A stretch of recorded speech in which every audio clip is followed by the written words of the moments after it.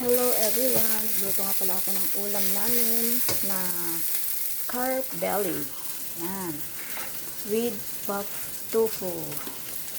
So, ayan guys. Pinagisa ko na yung ating bawang, sibuyas, at luya.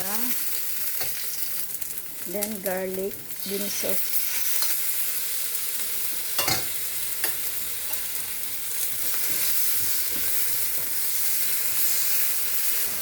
Tofu.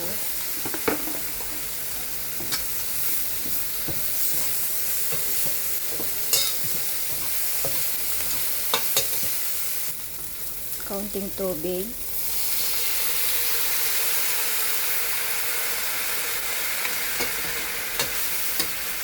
Oyster sauce. Haluin kaunti. Then, lagay na natin yung ating pritong isda. Ayan. Sabay-sabay na lahat.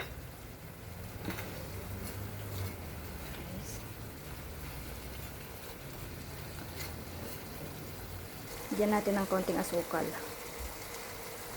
Then, haluin. At yan nga pala natin ng konting cooking wine. Cooking wine. Ayan.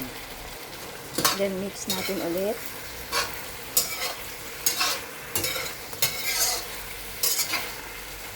At ang panghuli yung ating spring onion. Ayan guys. Ganyan lang guys. So, ayan. Ready to serve na ang ating carp belly with puff tofu.